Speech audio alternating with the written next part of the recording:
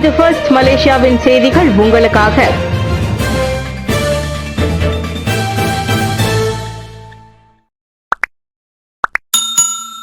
ஹலால் ஊக்குவிக்கும் சாத்தியக்கூறுகளை மாறா கையாள வேண்டும். நாட்டின் ஹலால் மேம்பாட்டு தொழில்துறையை ஊக்குவிக்க அனைத்துலக சந்தையில் உள்ள சாத்தியக்கூறுகளை மாறா கையாள வேண்டும். 2017ஆம் ஆண்டு முதல் செயல்படுத்தப்பட்டு வரும் கேட் டு குளோபல் திட்டத்தின் மூலமாக மாறா முக்கிய பங்களிப்பை வழங்க முடியும் என்று துணை பிரதமர் டாக்டர் அகமது சாஹித் ஹமீதி நம்பிக்கை கொண்டிருக்கின்றார். 2020 தொடங்கி இன்று வரை மொத்தம் 40 கோடி ரிங்கிட்டை இந்த நிறுவனம் கேட் டு குளோபல் மூலம் மொத்த உள்நாட்டு உற்பத்தியில் பங்களித்துள்ளதால் மாறாவுக்கு வாழ்த்துக்களை கூறுகின்றேன். அதோடு இந்த மதிப்பை இரட்டிப்பாக்க வேண்டும் என்று நான் நேற்று மாறாவின் தலைமை இயக்குநருக்கு சவால் விடுகிறேன் என்றார் அவர். கோலாலம்பூரில் நேற்று நடைபெற்ற புறநகர் மற்றும் வட்டார மேம்பாட்டு அமைச்சின் மாதாந்திர சந்திப்பு கூட்டத்தில் டாக்டர் அகமது சாஹித் அவ்வாறு கூறினார். உற்பத்தி மேம்பாடு, வர்த்தகத்தை வலுப்படுத்துதல் மற்றும் உள்ளூர் தயாரிப்புகளை உலக சந்தைக்கு கொண்டு சென்று சந்தைப்படுத்துதல் ஆகியவற்றின் அடிப்படையில் இந்த GTG திட்டம் தொழில் முனைவோரின் திறனை வளர்ச்சி அடைய செய்வதை நோக்கமாக கொண்டுள்ளதாகவும் அவர் தெரிவித்தார். இணைய பகடிவதை சட்ட திருத்த பரிந்துரை ஆராயப்படுகிறது. இணைய பகடிவதை குற்றத்திற்காக குறிப்பிட்ட மற்றும் சிறப்பு விதிகளை உருவாக்குவதன் மூலம் குற்றவியல் சட்டத்தில் திருத்தம் செய்யும் பரிந்துரையை பிரதமர் துறையின் கீழ் செயல்படும் சட்ட விவகாரங்களுக்கான பிரிவு ஆராய்ந்து வருகிறது. தற்போது அமலாக்கத்தில் உள்ள சட்ட விதிகளில் பலவீனங்கள் இருப்பதை சட்டம் மற்றும் கழக சீர்திருத்தத்திற்கான அமைச்சர் ஸ்ரீ அசலினா ஒத்தமான் ஒப்புக்கொண்டார். அதோடு பொதுவான சட்ட விதிகளினால் இணைய பகடிவதை குற்றம் சம்பந்தப்பட்ட விசாரணை மற்றும் வழக்கு தொடரும் செயல்முறை கடினமாவதையும் அவர் மறுக்கவில்லை. சட்டம் 574 அல்லது குற்றவியல் சட்டம் 588 அல்லது 1998ஆம் ஆண்டு தொடர்பு மற்றும் பலூடக சட்டம் 563 அல்லது 1997ஆம் ஆண்டு கணினி குற்றவியல் சட்டம் உட்பட நடப்பில் இருக்கும் சில சட்டங்கள் பொதுவானதை தவிர இணைய பகடிவதைக்கான குறிப்பிட்ட மற்றும் உறுதியான விதிகள் இல்லை என்றும் நேற்று வெளியிட்ட ஓர் அறிக்கையில் அசலினா தெரிவித்தார். அதனால் இணைய பகடிவதை குற்றத்திற்கு சட்ட அடிப்படையில் விசாரணை மேற்கொண்டு வரும் வழக்கு தொடுப்பதில் சிரமத்தை எதிர்நோக்கும் சூழல் ஏற்படுகிறது. அதனால் மக்களும் இணைய பகடிவதையை மிகவும் சாதாரணமாக பார்ப்பதால் அது தொடர்ந்து பெரிய அளவில் பரவியும் வருவதாக அவர் வருத்தம் தெரிவித்தார். இணைய பகடிவதை குற்றத்தின் விதிகள் திறம்பட செயல்படுவதை உறுதி செய்வதற்காக குற்றவியல் நடைமுறை சட்டத்தில் தேவைப்படும் திருத்தங்களை செய்வதற்கு சட்ட விவகாரங்களுக்கான பிரிவு துல்லியமாக ஆராயும் என்றும் அசலினா உத்தரவாதம் அளித்தார். ஈஷாவின் மரண வழக்கு இருவர் நீதிமன்றத்தில் குற்றம் சாட்டப்பட்டனர். ராஜேஸ்வரி அல்லது ஈஷாவின் மரணத்துடன் தொடர்புடைய லாரி ஓட்டுநர் ஒருவரும் ஆதரவற்றோர் இல்ல உரிமையாளரும் நேற்று கோலாலம்பூர் செஷன்ஸ் நீதிமன்றத்தில் குற்றம் சாட்டப்பட்டனர். கடந்த ஜூன் 30ஆம் தேதி இரவு 10:15 அளவில் துலால் பிரதர்ஸ் என்ற பெயரை கொண்ட டிக்டாக் செயலி மூலம் பிறர் மனதை புண்படுத்தும் நோக்கத்தில் வேண்டுமென்றே ஆபாச உள்ளடக்கத்திலான பதிவை செய்ததை லாரி ஓட்டுநரான 40 வயதுடைய பி சதீஷ்குமார் ஒப்புக்கொண்டுள்ளார். செந்துல் ஜாலான் ஈப்போவில் கடந்த ஜூன் 30ஆம் தேதி இரவு 10:15 மணிக்கு அவர் அச்செயலை புரிந்துள்ளார். 1998ஆம் ஆண்டு தொடர்பு மற்றும் பல்லுலக சட்டம் செக்ஷன் 233(1)(a), அதே சட்டம் செக்ஷன் 233(3)(3) கீழ் அவர்கள் மீதான குற்றம் நிரூபிக்கப்பட்டால் அதிகபட்சம் 50,000 ரிங்கிட் அபராதம் அல்லது ஓராண்டிற்கு குறையாத சிறை தண்டனை அல்லது இரண்டுமே விதிக்கப்படும். மேலும் குற்றம் சாட்டப்பட்ட பின்னரும் அந்த குற்றத்தை தொடரும் ஒவ்வொரு நாளும் 1000 ரிங்கிட் அபராதம் விதிக்கப்படலாம். அதே பெயர் கொண்ட டிக்டாக் கணக்கு நேரம் மற்றும் இடத்தில் ஈஷாவின் தாயாரான 56 வயதுடைய PR புஷ்பாவின் தாயாரை அவமதிக்கும் மற்றும் தொந்தரவு செய்ததாக சதீஷ்குமார் சுமத்தப்பட்ட 2வது குற்றச்சாட்டை அவர் மறுத்து விசாரணை கோரினார். குற்றம் நிரூபிக்கப்பட்டால் அதிகபட்சம் 5 ஆண்டுகள் சிறை அல்லது அபராதம் அல்லது இரண்டுமே விதிக்க வகை செய்யும் குற்றவியல் சட்டம் செக்ஷன் 509 கீழ் 2வது குற்றச்சாட்டு பதிவு செய்யப்பட்டுள்ளது.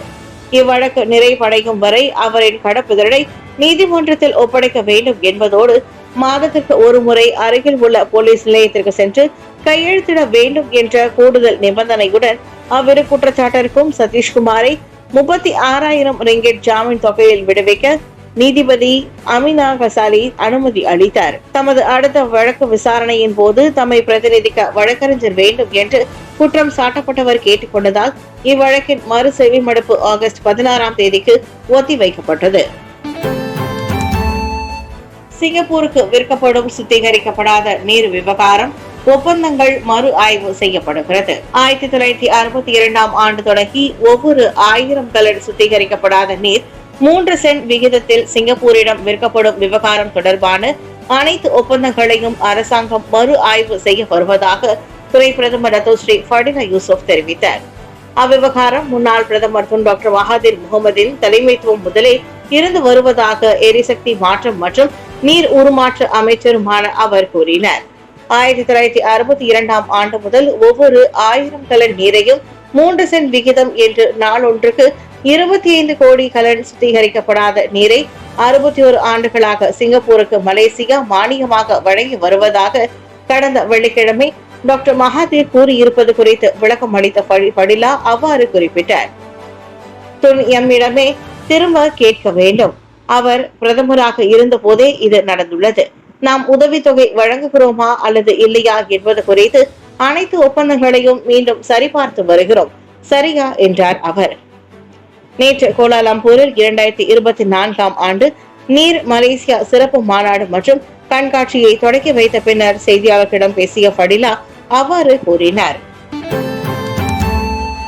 இணைய பகிர்வதை குற்றத்திற்கான சட்டம் ஆய்வு ஃபாமி தொடர்பு அமைச்சு இதர அமைச்சுகளின் ஒத்துழைப்புடன் இணைய பகிர்வதையை குற்றத்திற்கான நடப்பில் உள்ள சட்ட அம்சத்தை மேம்படுத்துவது தொடர்பில் ஆராய்ந்து வருவதாக அமைச்சர் ஃபாமி பாட்சில் கூறினார். அது குறித்து இலக்கவியல் அமைச்சர் கோபிந்த் சிங் டியோ, சட்ட மற்றும் கழக சீர்திருத்தத்திற்கான பிரதமர் துறை அமைச்சர் டத்தோஸ்ரீ அசலினா ஒத்தமான் சைட் உட்பட சில அமைச்சர்களும் இணக்கம் தெரிவித்திருப்பதை அவர் சுட்டிக்காட்டினார். இணைய பகிர்வதை என்ற விளக்கம் அடிப்படையில் மட்டுமல்லாது விதிக்கப்படும் அபராதம் அல்லது தண்டனையிலும் உண்மையிலேயே என்ன நடக்கிறது என்பதை புரிந்து கொள்ள எனக்கு சற்று கால அவகாசம் தேவை. ஆனால் கொள்கை அடிப்படையில் அமைச்சரவை அளவிலும் 3க்கு 4 அமைச்சர்கள் அமர்ந்து மேம்படுத்தப்பட வேண்டிய சட்ட அம்சங்களை ஆராய்கின்றனர் என்றார் அவர். சில குற்றவியல் சட்டங்களில் உடனடியாக திருத்தம் மேற்கொள்ளலாம் என்று டத்தோஸ்ரீ அசலினா முன்னதாக தெரிவித்திருந்ததை ஃபாமி எடுத்துரைத்தார். இணைய பகிர்வதைக்கு ஆளானதாக புகார் அளித்த மறுநாள் ராஜேஸ்வரி அல்லது ஈஷா என்பவரின் சடலம் சித்தாபாக்கில் உள்ள ஆடம்பர அடுக்குமாடி வீடொன்றில் கண்டெடுக்கப்பட்டதாக முன்னதாக ஊடகங்கள் செய்தி வெளியிட்டிருந்தன.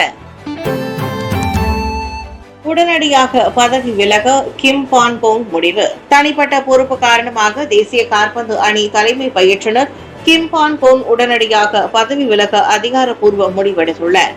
நேற்று நடைபெற்ற சிறப்பு செய்தியாளர்கள் சந்திப்பில் மலேசிய கால்பந்து சங்கம் FIM துணைத் தலைவர் டத்தோ முகமது யூசுப் மஹாடி அத்தகவலை உறுதிப்படுத்தினர். பயிற்றுனர் உயர்மட்ட நிர்வாக தரப்பை சந்தித்து தனது விருப்பத்தை தெரிவித்துவிட்டார். தமது எண்ணத்தை தொடர வேண்டாம் என்று நாங்களும் பலமுறை கேட்டுக்கொண்டோம். எனினும் 2025ஆம் ஆண்டு டிசம்பர் மாதம் நிறைவடையும் தமது ஒப்பந்த காலத்தை குறைக்கும் முடிவில் அவர் உறுதியாக உள்ளார் என்றார் அவர். டாங் சிங் ஹோவிற்கு பதிலாக தேசிய கால்பந்து அணியின் தலைமை பயிற்றுனராக பான்கோன் நியமிக்கப்படுவதாக 2022ஆம் ஆண்டு பிப்ரவரி 17ஆம் தேதி FIM அதிகாரப்பூர்வமாக அறிவித்தது. டீசல் உதவித்தொகை மறுசீரமைப்பு திட்டத்தினால் பொருட்கள் விலையேறவில்லை. ஜூன் 10ஆம் தேதி தொடங்கி அமல்படுத்தப்பட்ட டீசல் உதவித்தொகை மறுசீரமைப்பு திட்டத்தினால் வழக்கத்திற்கு மாறான பொருட்களின் விலையேற்றம் இல்லை.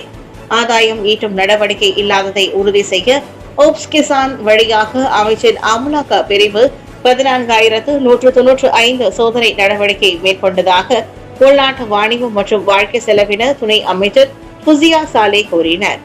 தேசிய பொருட்களின் விலை பிரிவு 418 வகையான அன்றாட தேவைப்படும் பொருட்களை கண்காணித்து வருகின்றது. ஒவ்வொரு நாளும் நாங்கள் ஆய்வு செய்யும் தரவுகளின் அடிப்படையில் வழக்கத்திற்கு மாறான ஏற்ற இறக்கங்கள் எதுவும் இல்லை என்றார் அவர். நேற்று மக்களவையில் உளுத்தரங்கானு நாடாளுமன்ற உறுப்பினர் டத்தோ ரசல் வாஹித் எழுப்பிய கேள்விக்கு அவர் அவ்வாறு கூறினார். ஆங்கில ஆற்றலை மேம்படுத்த உள்நாட்டு ஆங்கில மொழி ஆசிரியர்களுக்கு அழைப்பு. நாட்டில் உள்ள மாணவர்கள் மத்தியில் ஆங்கில மொழி பாட ஆற்றலை மேம்படுத்த கல்வி அமைச்சு உள்நாட்டு ஆங்கில மொழி ஆசிரியர்களுக்கு அழைப்பு விடுத்துள்ளது. ஆங்கில மொழி கற்றல் மற்றும் கற்பித்தலை மேம்படுத்த ஓய்வு பெற்ற ஆசிரியர்கள் அமைச்சுக்கு அதிகம் உதவியதாக அமைச்சர் ஃபட்டினா சிட்டிக் தெரிவித்தார். உதாரணமாக அறிமுகப்படுத்தப்பட்ட ஹிப் மென்டார் திட்டம் பள்ளிகளில் ஆங்கில மொழி சூழலை ஏற்படுத்துவதற்கு உதவ ஓய்வு பெற்ற ஆசிரியர்களுடன் மேற்கொள்ளப்பட்ட ஒரு திட்டமாகும். இத்திட்டத்தின் வழி ஆங்கில மொழி தொடர்பிலான கவரக்கூடிய பல்வேறு அணுகுமுறைகளும் நடவடிக்கைகளும் மேற்கொள்ளப்பட்டன என்றார் அவர். நேற்று மக்களவையில் அமைச்சர்களின் கேள்வி நேரத்தின் போது தெப்ரா மாவட்ட உறுப்பினர் நாடாளுமன்ற உறுப்பினர் ஜிமி புவா வீச்சி எழுப்பிய கேள்விக்கு பட்லினா அவ்வாறு பதிலளித்தார். சம்பந்தப்பட்ட அம்முயற்சியில் சிங்கப்பூரை சேர்ந்த அல்லது ஓய்வு பெற்ற ஆசிரியர் தொழில் தன்னார்வலர்களாக கலந்து கொள்ள விரும்பினால் தங்கள் தரப்பு பெரிதும் வரவேற்பதாக அவர் கூறினார். மேலும் சிங்கப்பூரில் இருந்து ஆங்கில மொழி ஆசிரியர்களை கொண்டு வருவது தொடர்பிலான அரசாங்கத்தின் சிறப்பு திட்டத்தை தமது அமைச்சு இன்னும் ஆராய்ந்து வருவதாகவும் அவர் குறிப்பிட்டார்.